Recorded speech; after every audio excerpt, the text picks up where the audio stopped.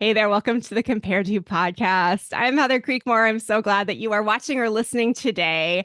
Today, my guests are Ryan and Emily Baker. And ooh, y'all, we're gonna go to a tough place today because today we're talking about the mother wound. And most of us who've struggled with body image issues at any level kind of connect what's been going on with mom. Maybe we feel like we learned how to diet from mom, or maybe mom made comments about our weight. But today we're going to dig into that in a different way through something called story work. We're going to talk about what story work is, and that's what Emily and Ryan do. And we're going to go lots of different places today. So I'm glad you're here for it. Ryan, Emily, thanks so much for being on the Compare to podcast.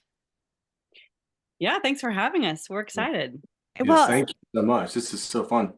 Emily, can you just tell us like who you are? Like, where do you live? Like, tell us a little bit about yourself before we dig into the hard stuff. Sure. We are Ryan and Emily. We've been married almost 30 years. We grew up in Oklahoma. We went to Oklahoma University, but we found ourselves living the last decade in Stillwater, where Oklahoma State University is. So if Ah, you're familiar with the state rivalry, it's kind of a funny story. But we have raised four children, and two of them, our boys, our oldest boys, are in their 20s, launching into the world after college. They went to OSU.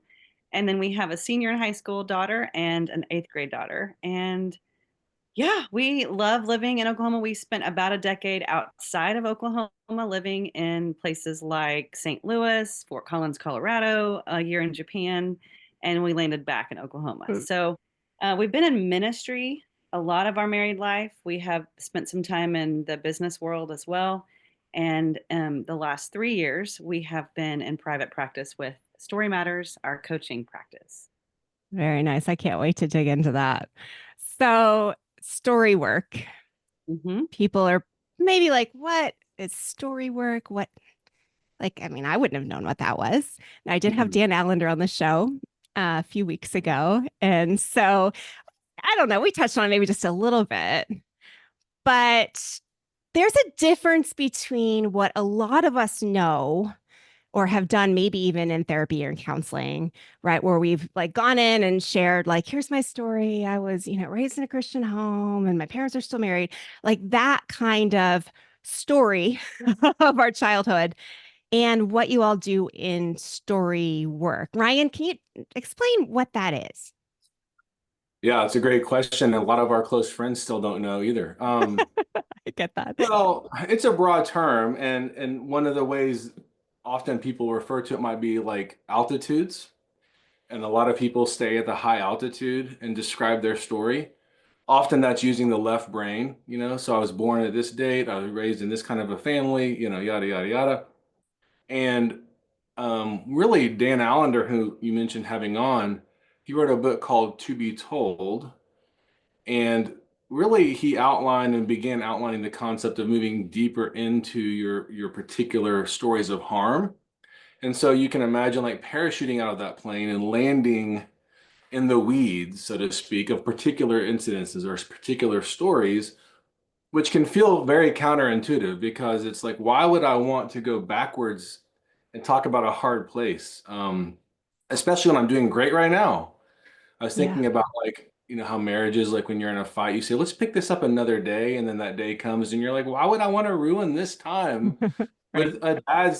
So it can feel like that, but actually, when we engage these stories of particular harm with integrity, with detail, and engage them with a trusted friend or a guide or a counselor, pastor, spouse, whomever, um, it can really open up places of healing we would have not thought of. Yeah, that's good.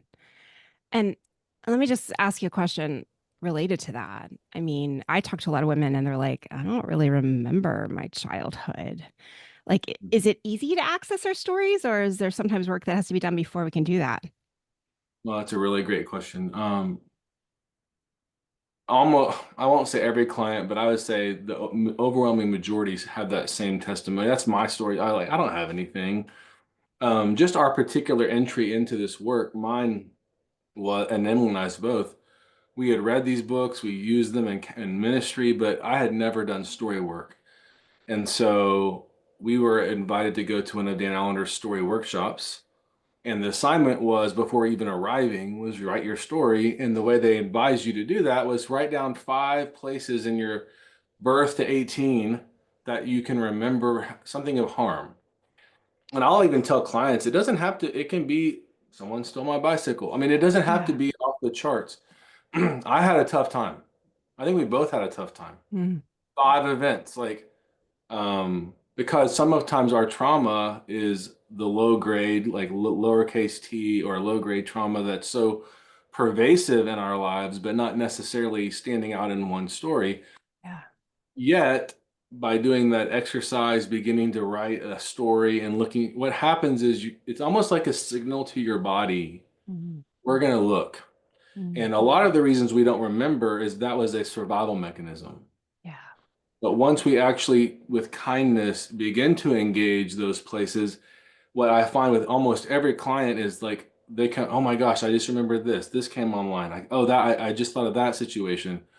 And so I would say, first of all, don't feel shame or worry if you don't remember, but rather recognize that's probably a safety device that can be healed as well. And when it's time, certain memories will come back to us to explore.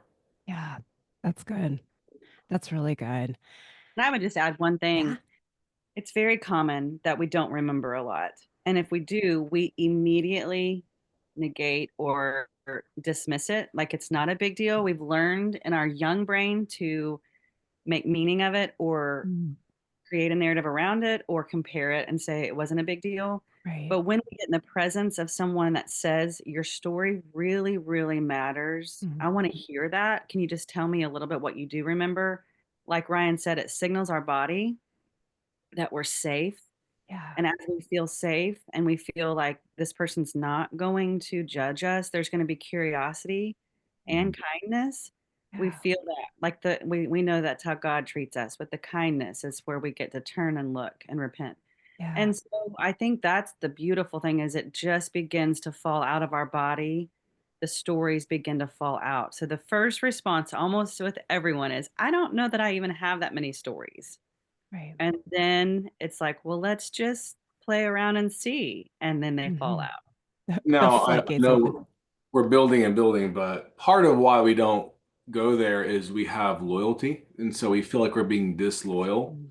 If I write a story about my dad or my mom or an uncle or whatever, we have these sense, we have a sense that we will be betraying a system or a person or an individual. And so that's okay. We can be kind to that, but our goal would be to still step in. Just because you write a story doesn't mean you tell the person. Like Right. it's something you're privately working through. So And you did a No. great job with that, Heather, on your last podcast that you kind of dove into story work. You spent a good amount of time in the beginning talking about this is not blaming. Right. And that's such an important foundation to let people be at ease, because it's not blaming, it's naming. Yeah. And naming is taming. And there's so much freedom in naming truth Mm. that if we are the light of the world and Jesus is the light of the world, then there has to be an awakening and a freedom in exposing dark things. But it's so scary at first. Yeah. That's so good. Because it's confusing, I think. So maybe taking my own story, for example, right? It's kind of confusing to be like, how do I have these issues? Because the high altitude version of my story was, I was raised by Christian parents. I went to church 3 times a week. My parents are still married, right? Like, I mean, I tell the joke all the time. We went to counseling and I was like, thank God we're here. You got to help him because his parents are divorced and all the mess, right? But my story, no, I didn't have any of that, right?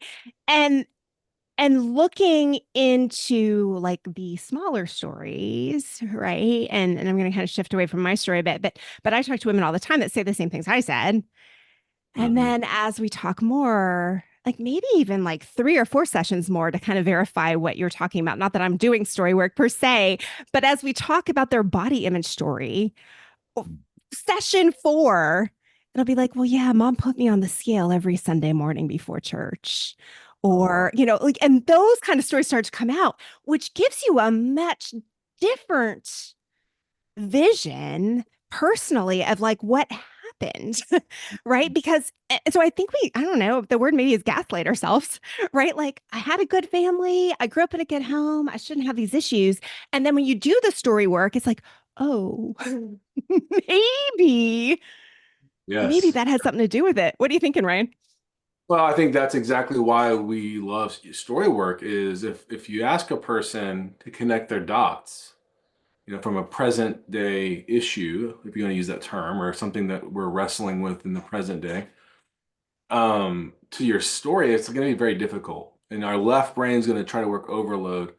And that's why what we really start with, even though we with our clients one-on-one, we of course do that. But the goal of story work is to sort of um, disengage from the present for a moment and just look at an event.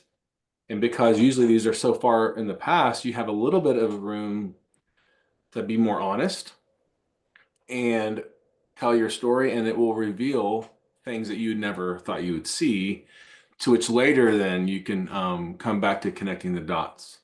Yeah. So I think often the narratives we tell ourselves before we've gotten into the weeds are false narratives. We don't mean them to be. They're often narratives that were fed to us by others. Mhm. Um, but we would have no reason to doubt them yet. But to your point, Heather, like when we're in a conversation and we're actually in the weeds with somebody, things start coming out that you're like, how in the world did that not play out in your larger, your higher altitude version? Never saying that, of course, you're just thinking that, but the person begins to go, lights are coming on. Oh my goodness. Yeah. That's one of the major reasons why this work is different than traditional talk therapy, is because we're trying to utilize the body and the right brain and not just staying in the left brain. Yeah. That's good. That's super helpful. Okay, so today we're talking mother wound. And Emily, I'm so glad you said what you just said, right? Like, because I did want to not gloss over the fact that we're not talking about mom to blame her or be like, oh, now I know all my body image issues are mom's fault. No, like that's not the purpose of this.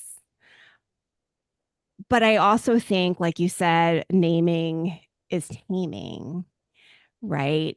It's worth exploring that mom has a pretty powerful impact in our lives, right? Or her absence or her presence. either way, we've been impacted. And I read this quote last night, and I was thinking about all the women that I work with. Again, back to my own story, but like, a lot of our moms didn't grow up with like therapy being a normal thing, right? The only people who went to counseling were the people who, quote unquote, really needed it, right? Story work wasn't a thing. Like our moms didn't grow up in this era of exploring their past and figuring out what was under the surface of their issues, right? And so there's this a book called, Ryan, you recommended it, The Drama of the Gifted Child. And I read this quote last night and I thought, oh, there's something for us to work from here. It goes like this. For a mother can react empathetically only to the extent that she has become free of her own childhood. When she denies the vicissitudes of her early life, she wears invisible chains. And so I'm thinking that I was raised by a mother who had invisible chains. I probably am a mother who has invisible chains, right? Like, let's talk about mom. Why is mom so important? I mean, Ryan, just get us started with like, I don't even know where to start because there's so much here. Well, I first heard of attachment theory from a book um, that didn't also include that you could heal from it, but talking about how important the first even 6 months, even a few weeks are to an infant. And and everyone says they throw a book across the room. I think I literally did something physically with this book. I don't know if it went across the room because I knew the price, and I knew I'd want to keep reading. But I think what we don't want to talk about are these times of our life or history that we don't even have memory for, or they're pre-verbal. And we even say things like, I don't, how would I ever know what mom was like? And yet, Kurt Thompson is famous for the phrase, we're all born into the world looking for somebody, looking for us. Mm. And so an infant, we know with attachment theory, and if we've had children, we know they come out looking for mom. Mhm. Dads are important, but mom's breast, mom's voice, mom's warmth, mom's softness, her attunement. And we know that when that's not offered, the child, the infant, is incredibly affected. You can watch even a YouTube example of the still-faced test, where when a mother doesn't give the child the needed attention or affection, the child will eventually become very upset, anxious, and self-soothe. And those are patterns that, again, if the mother were to course correct 3, 6, 4, 6, 8 months in, maybe would be healed. But what typically the mother we're born with is the mother we have when we're in our 40s. I mean, Mm. they've changed, but those are their ability to attune to meet the needs of the child are pretty much set. Again, using the language of Alice Miller, they've ignored their own vicissitudes. They've ignored the chains, the invisible harms that they are refusing to look at, and yet it's playing out in how they're raising the child. And I'll just give one story, and then Emily, I want to let you help me because I'm sure I've missed some things. But it was actually Emily we were at my mom's house for dinner, and she just said, "Barbara, that's my mom's name. When did you go back to work?" And I had thought a long time, I thought for a while. And what was the number, Emily, that she Well, gave? always had told me that when you were 6 months old, she went back to work full time because your dad had left. But Mhm. she said she was celebrating her anniversary of work, and it was the exact age of you. So I said, "Well, when exactly did you go back to full time work?" And she said, "Ryan was 3 months old." Yeah. And And we're talking also long. found out, I thought I, for years, said my parents divorced when I was 1 year old, and it was 3 months old. So by finding out information like that in the present helps us to go, oh, this matters. And I would just say I went into story work thinking my big issue is I grew up without my dad. And it is a huge issue. It's a significant issue. I remember in one of the group conversations, I said the words, don't touch my mom. Mm. Like I needed to know that that relationship was secure and safe and healthy. And yet, as much as I love my mom, it was not. And there are many, many wounds, and it does me no good. It does nobody any good to pretend just Mhm. to feel good that it was a great relationship when there were absolutely significant wounds from even those earliest of days, and then on into the rest of childhood. So I think moms are, I mean, I don't know, it's one of those, it's like in our culture it's almost unpopular to say how important a mother is, but it's the mother being attuned to her child is possibly the most significant thing for a human to have. Yeah. Okay. Explain attunement. And just in case someone's not familiar with that concept. Emily, you want to It's explain that? it's being able to sense the inner world of the person in front of you and to meet the needs of whatever is happening. So it's felt, but it's a sixth sense kind of felt. It's I see you are distressed. I Mhm. feel that you're not feeling well and I want to come close, but it's not a fixing, it's a feeling. So again, to quote Kurt Thompson, it's feeling felt.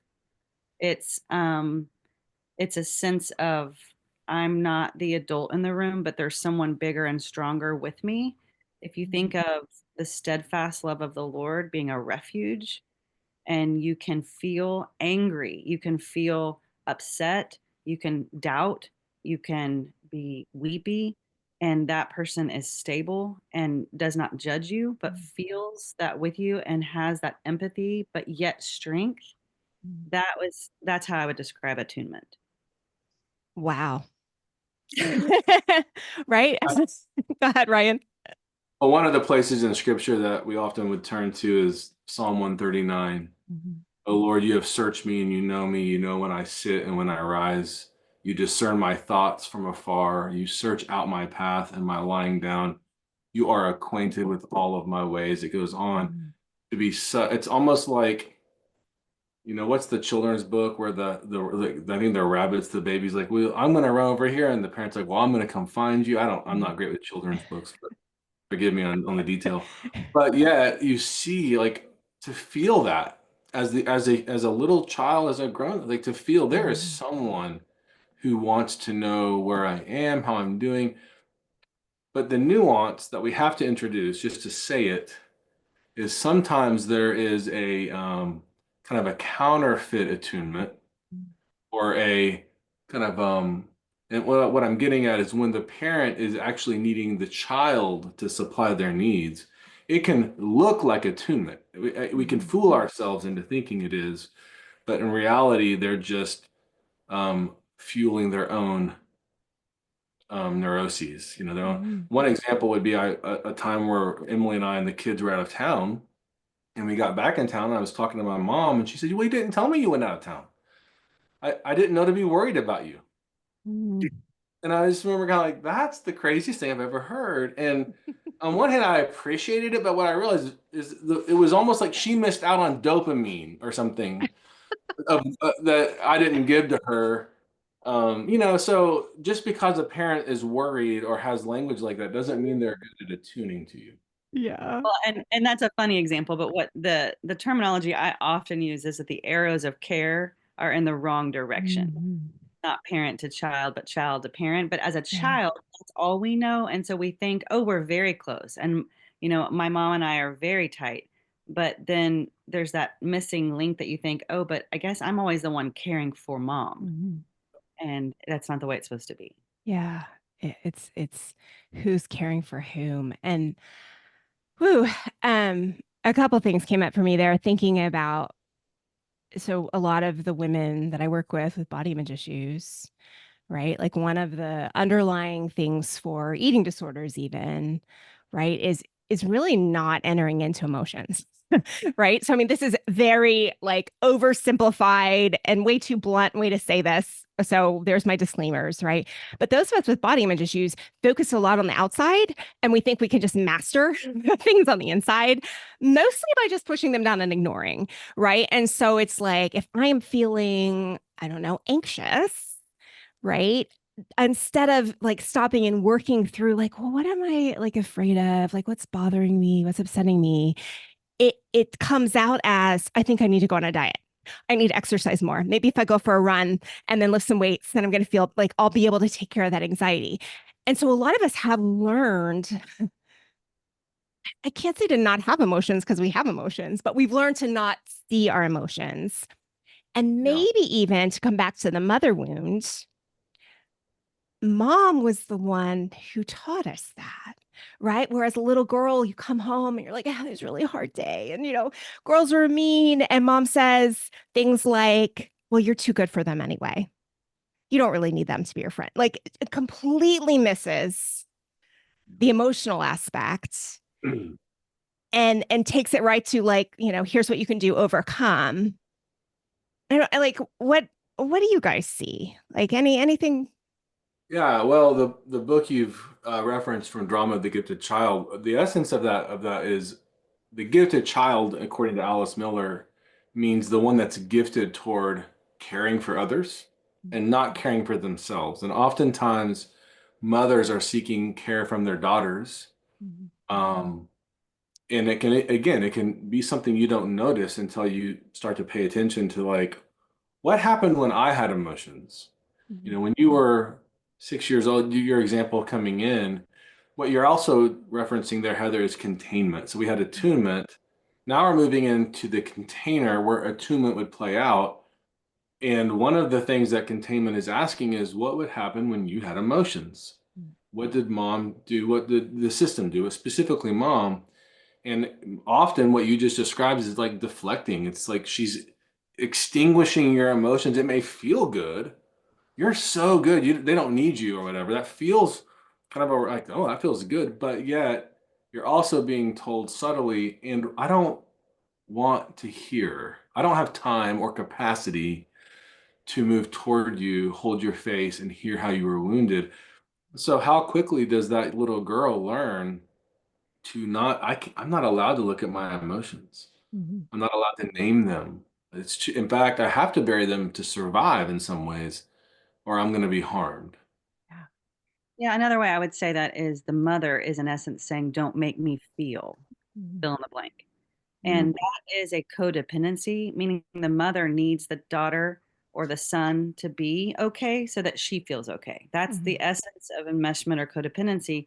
And that going back to that description of attunement I gave, the steadfast love of the Lord is a strong presence that says you are safe to express. Mhm. Now, the containment says, but I'm going to help you understand that expressing your anger in this particular way will be harmful. So I'm going to pull you in, but yet you can still feel. It's a Mhm. beautiful balance of a strong presence. But so often our caregivers, mother or father, were not comfortable with Yeah. our little raw emotions. And so I think eh, the feeling is it's shameful to feel. Mhm. Yeah. Right. It's not strong. It's weakness. And I have a story. I mean, I don't know if all my childhood stories matter, but again, at Bring it. dinner with my mother, and she does not listen to podcasts, so not only not ours, but probably no offense, not this one. So I think we're fine. And I actually talked to her about this, so I think it would be okay. But there was a story she would tell in the last, say, 5 years that would come up. It felt like at least 3 to 4 or 5, like enough times.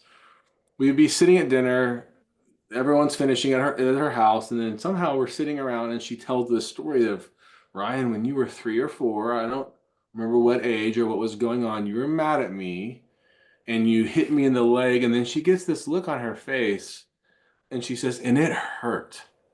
And I remember the first time she told that, I felt shame. Like, golly, what a jerk I would have. By the time the fifth one came around, I finally had said, I'd done enough work to go, Mom, I'm pretty sure that 3-year-old was doing a very normal behavior. Your response doesn't seem very healthy. Mhm. To which she's like, you're probably right, and she kind of played it off. But what does that 3 or 4-year-old need? Like, they need the adult to get on their level. And there may be a punishment. We're not talking about that. We're saying, but still, what's going on for you? Like, why Mhm. are you upset? What? Because most likely that 3 or 4-year-old version, myself would be, I need attention. I need someone to care. I'm feeling something. And it's interesting because I would say, I would have told you, oh, I got to express my emotions in my childhood. Mhm. Probably I was expressing large emotions to get attention. Mhm. Whereas had she had attunement and containment, I may have had normalized or healthy emotions where I could process them because parents co-regulate, right? She would help me to stay regulated so that I could process my emotions. So that might be an example of where that container was not healthy for me personally. Yeah. Yeah. Yeah. That's good. Yes. We talked about attunement. Let's go back to attachment though for a second, because there's data out there that shows like anxious attachment can make you more prone to binge eating, bulimia. Avoidant attachment can lead to anorexic restriction tendencies. Basically that avoidant attachment, you're emotionally starved. And so then that comes out as like physical starvation. Can you kind of just take us through like what are these different attachment theories? And I don't know that there's a quick diagnostic, right? But like how could we know how it's if we're securely attached or avoidant or anxious? Well, I don't know if this is fully going to answer your question right at first, but I do have like a modern story that I watched play out. This was particularly in our family this past weekend. Wildfires came raging into our town, and we were truly in danger. We had to evacuate. We really thought we were going to lose our home. many of our neighbors. I mean, we're coming out of a pretty traumatic weekend. Mhm. I watched Ryan in the midst of it all really wanting food, and I watched myself not eating. Mhm. So I was just knowing we were going to record this podcast, I was like, this is interesting to me. We were in high stress, high Mhm. trauma. And you heard Ryan tell the example of his mom saying, "Wait, you didn't tell me you were leaving town, so I could be anxious for you." So do you get a sense of what his attachment was? Anxious attachment. And Yeah. he is mothered by food. He Mhm. feels comforted when he Mhm. can know I've got food around me. If I need it, Mhm. it's here. Mhm. My attachment's a lot more of an avoidant. It was irregular. It was not predictable. I needed the arrows of care were 100% going in the other direction in my family of origin. So I learned early to care for others, and so that left me with that restriction Mhm. of I don't need. In fact, order and cleanliness and routine mother me.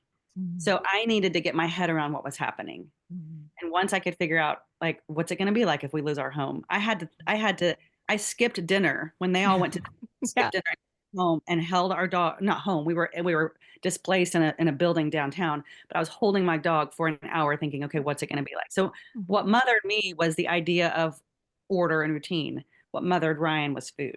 So Mhm. I just think we have to think through like what mothers us in these Mhm. moments of crisis. That's going to kind of give you a more of an Yeah. awareness of what attachment was like. Wow. Yeah, and I'm not an expert on attachment. I do want to say, as it's become more popular, going back to some of the original literature, so there's secure and insecure, and you asked, how do we know, right? And you'll hear sort of like it's not 100%. It's did they get it right 50% of the time. Mhm. But when you hear of an anxious attachment, that's actually synonymous with insecure attachment. Mhm. So all of insecure attachments are a type of anxious attachment, primarily because the child has anxiety in these attachment styles. And then you have ambivalent, avoidant, and disorganized. And so it can be kind of confusing. But the most important, I think, category is just was it in the realm of insecure? That's your landing place first. Mhm. And the advice I remember Adam Young giving on his podcast was, again, how are they today? You know, if your parents are still alive, or if your parent isn't alive, but you know in your adult years. Now, again, people change. There can be, someone comes to the Lord or they have a major growth, but you typically can tell, and from some of the data of adulthood, what was it probably like using your imagination as a child if you don't already know. Mhm. And again, ambivalent is where the parent are inconsistent, Mhm. and that creates one form of response, right? Like if I'm not sure, then I may always go wanting something. I may keep that hope alive, and I could see why that could lead to binging. Like Mhm. I really want this. The avoidant is like I don't expect anything here. I'm going to take care of myself, and I could see why that could lead to the restrictive tendencies that you're Mhm. mentioning there. So, um, but that's just sort of a quick flyover of attachment. I think that it's so important because it's important to just know when we start to understand trauma, it's sort of you can have a little bit more kindness to yourself. Mhm. Like, oh, I didn't just choose this at 18 or 14 or 25 or 32. Like these wounds were given, like I received these wounds, and a lot of your tendencies, and this is where it gets radical, we want to sometimes bless them before we curse them. Mhm. That may be confusing, and I'll Say stop more there. about that. No, no, no. Say more about that, Ryan. You can't just tease that. Well, in the evangelical world, we're taught you find a sin pattern and you put it to death. Mhm. My God, you get rid of this. Mhm. And that's fair. Mhm. But what we aren't told, well, or what most of us also think we're supposed to do is put to death like that entire part or that entire Mhm. proclivity. In reality is there's like collateral damage if you do that. Like we don't want to kill desire just to get rid of what desire led to. Mhm. And so when you bless it, you might say, look, when I was 7, food really helped me. I'm by myself at home. Mom's not there. And you know what? It was sort of there for me. A lot of people use shame right there, Mhm. and they begin to shame themselves. And I would say, let's start with that makes total sense Mhm. that I needed that. And if you can start in that way with some compassion, which you'll feel a lot of listeners will probably go, I would never give myself that kind of compassion. If that thought occurs to you, it's because we're living out of a shame cycle. Mhm. And so to begin with, like, I can imagine Jesus going, I get it. Mhm. Of course. That doesn't mean we're blessing the behavior now and like, let's keep doing it. But let's also not like take out a knife and start carving out our own, behaviors before we understand them and can even understand why they were there first. Yeah. Yeah, that's really, really good, Ryan, because I feel like even in my own journey, right? So my first book came out almost 10 years ago now, right? And that was my story. And I really do feel like the turning point for me was God convicting me of the sin of body image idolatry. But also, right, I think the work I've done the last 7, 8 years and probably reflected in the way I've been writing the last several years is also the understanding of like, wow, like, of course, I'm someone who had to be in control because that's why I felt safe. And of Mhm. course, like, I had to keep these eating disorder patterns because that's how I felt safe. That's how I know I'd be accepted. That's what love meant in my family of origin was looking a certain way, right?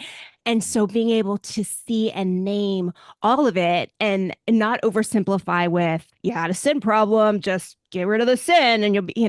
So I really appreciate you pointing that out. So like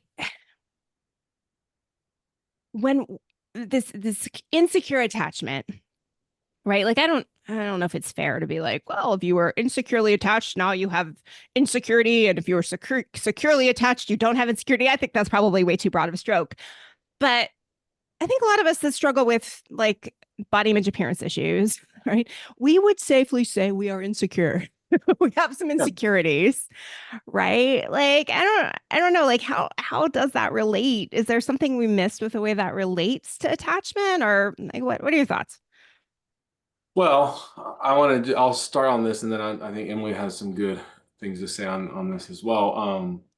The word insecurity is a pejorative. Like you're insecure. It's never positive. We don't say, "Hey guys." I mean, we kind of use it as again a shaming tool. Mhm. But the root of that is, do you feel safe? Mhm. Right? Do you feel safe? And of course, we aren't talking necessarily physically safe, but in your space, in your family of origin, for example, did you feel seen and cared?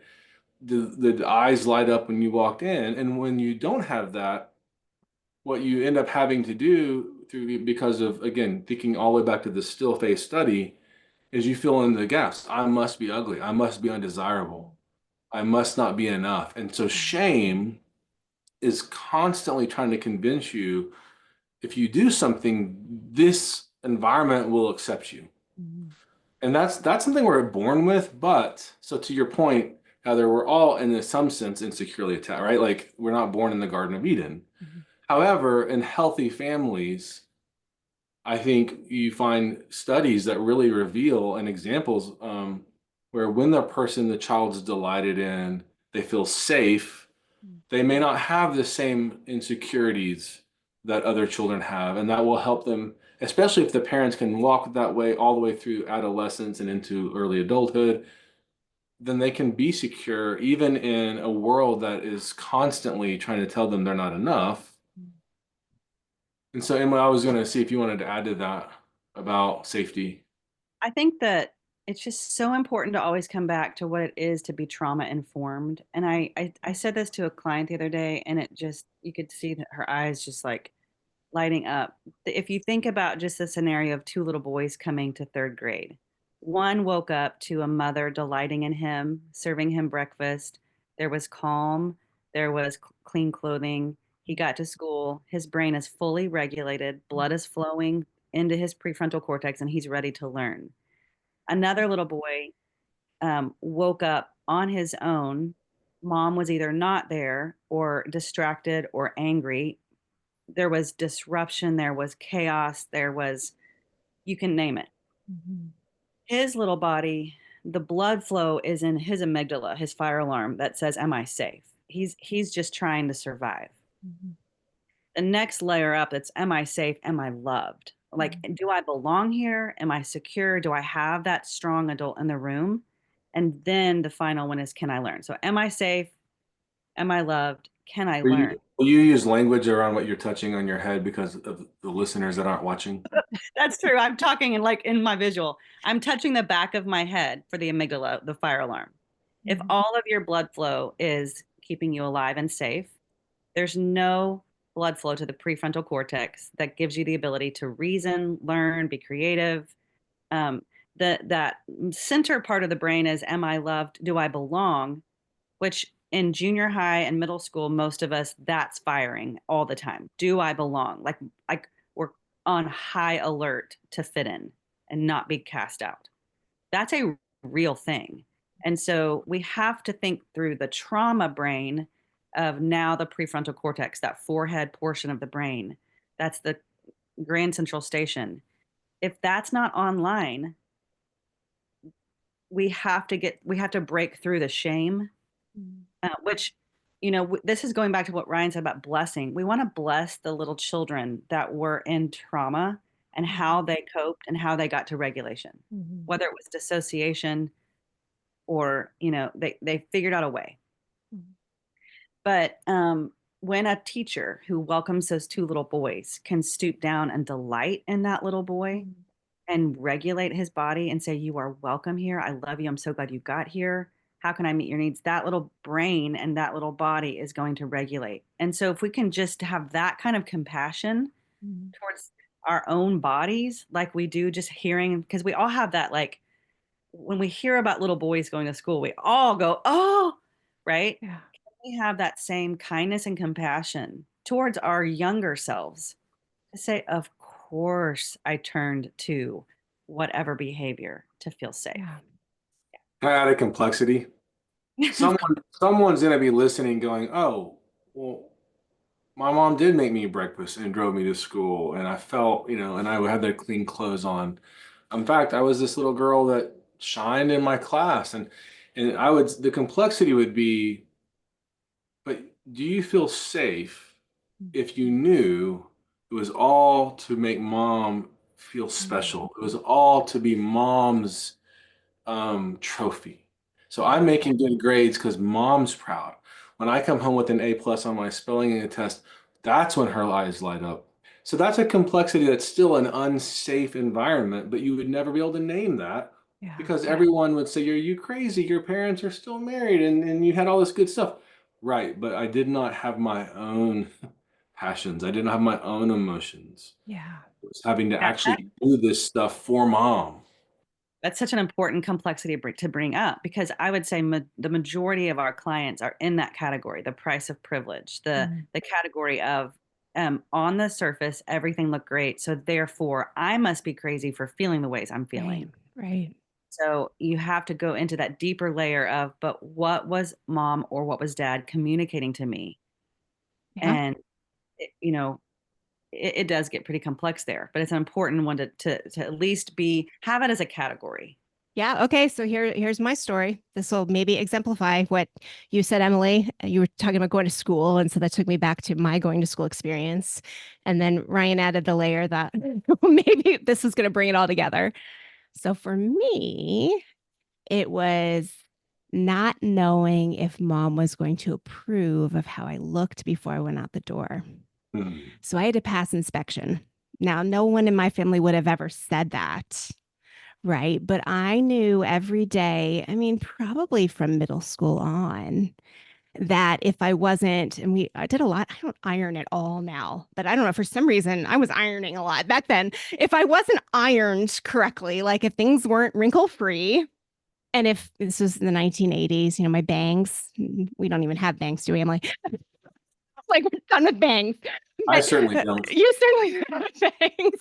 But it was like my bangs had to be right, my hair had to be right, and my clothes had to be wrinkle free. I had to look a certain way before I could get out the door. And I knew if I didn't look a certain way, I was going to have to go back and I was going to have to re-iron or redo my hair. or I was, if time was short, I was just going to get in trouble, for lack of a better way to say it, right? Because I was not leaving looking how I should look. And I think you're the one that said this, Emily, but to get that smile, to feel that approval, it had to all come together for me every morning. Mm. And if it did not come together, I was not approved of. And even so, my husband and I met at 30. And so we're 30 years old driving to my parents' house. He had met my family before, but this is my first time I'm taking him home. We're engaged, I think. And I fussed with my hair and makeup for about a half an hour of this hour-long trip. And he's like, what is your deal? Like, you don't fuss this much. We're going to see me. You're going to see your family. What are you doing? And I wasn't able to articulate it. But now I recognize, like, oh no, like it for years, decades. I mean, I would say even until like recently, it was, I need mom to smile and almost do the God, well done, my good and faithful servant. I need her countenance to shine upon me when I walk in the door to know that I am approved of and good. And if I don't get that, it's oxygen that's gone, right? The oxygen supply is gone. Okay, emergency mode, must go, like, must find that somewhere, right? So, yeah, I'm there's my curious, pathologies. Heather, Go ahead, Ryan. when you would go out of your house having received that approval. So let's say it was the good day, what was it like for you when you did receive it? How long did that last? What was it like transitioning into the school building? Don't remember. But again, I fit the type of your overachiever, right? So I did get straight A's and, did all the things, was in all the extracurriculars. Um, I think trying to prove something, of course, right? But I did not get applauded, even though those other achievements were important to me. And I'm sure I got some applause for them. The applause was for looking a certain way. That was what was most important. And I noticed when I got to work in my 20s, it was this very strange feeling of like, I've got something now that mom can't touch. Hmm. She can't tell me how to do my job. She has no input here. This is mine, and I'm going to make something of it because it's mine. And it's a weird thing to say out loud, but I was very aware of that. Like, finally, I've got something I own. This is me. And then there's this other part of me that mom had too much influence on. And that, remained for decades, I think, until I did this work. Yeah. Well, that was a lot about me. Well, Oh, I that's think really good. well, That's what we're doing. that's really important to name because for you to feel that freedom was your first alert that there was something off in the amount of care for Yeah. her. Like you were an extension of her. So there's something all there that's to be explored. But as you were talking, I do say I hear such the distinction of like even in the Romans 8, the law of sin and death. Like this Mhm. just you get it right or you're not leaving this house Mhm. versus the freedom, the law of the spirit of life in Christ Mhm. Jesus sets you free. Yeah. So that's the contrast of being free from that. But I think what Ryan was hinting at, just because I know him well, how did it make you feel when you did succeed? We have to name this is Dan Allender language, the Mhm. arousal structure Mhm. around getting it right. And that's Yeah. why it's hard to break it because if we get good at what we had to get good at, we don't want that to be Mm. something like we have to name, oh, wow, it really actually felt amazing to get it right, have her approval, go to Right. school feeling like I'm on top of the world. Right.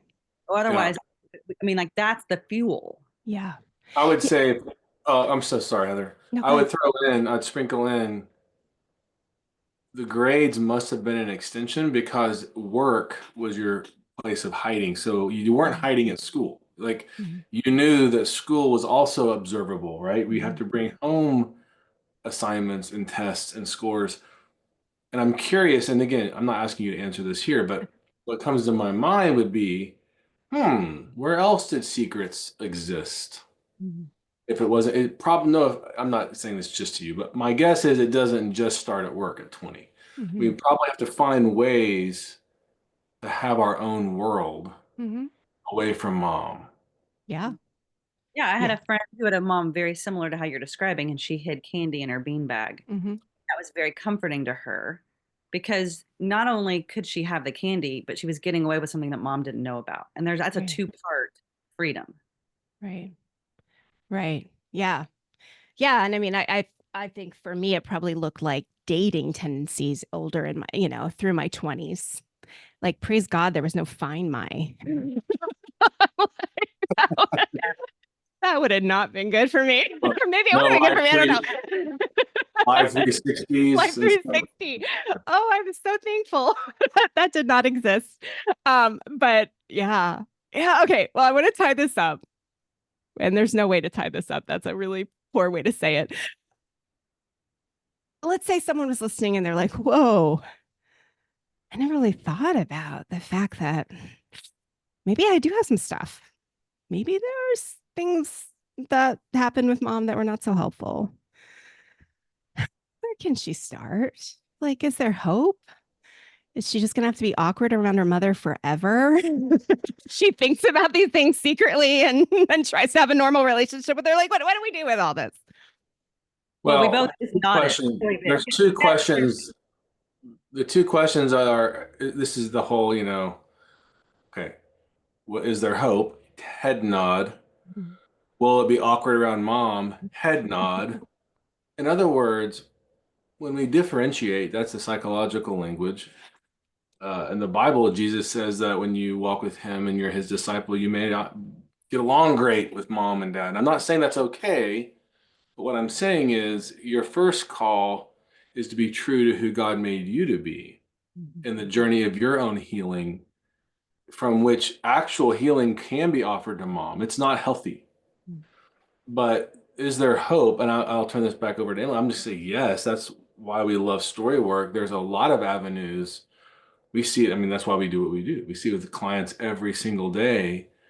And we have other resources. The Allender Center is a great resource.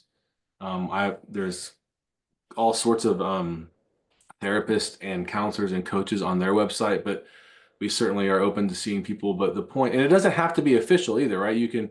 I just want to say this though. If you just read the books and listen to the podcast, that's not enough. That's what I did. I did that until we went to Story Workshop.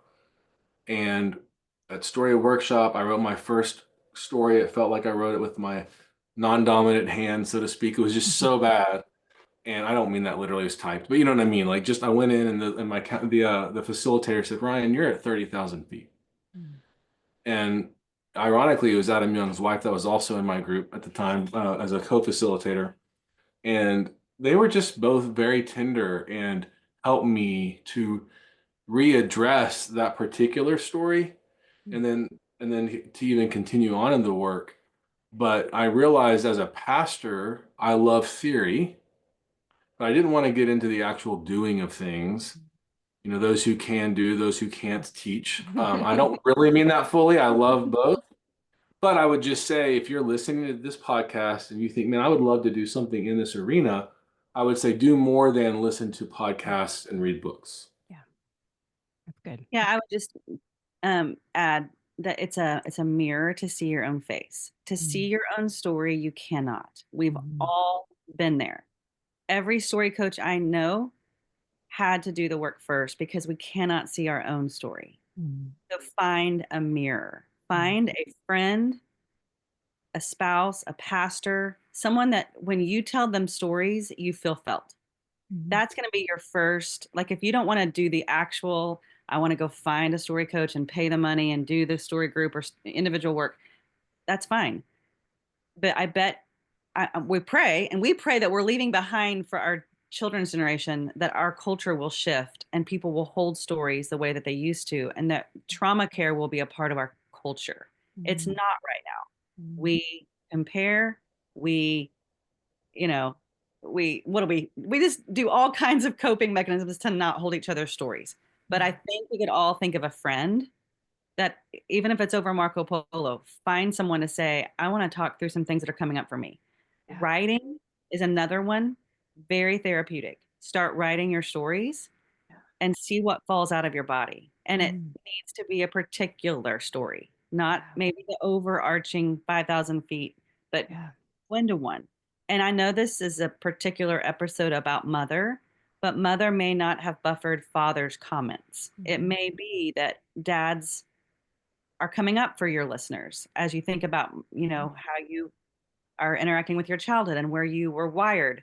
We were wired in our families of origin, and that's what we want to look into. We just can't do it alone. We've got to do it with a mirror.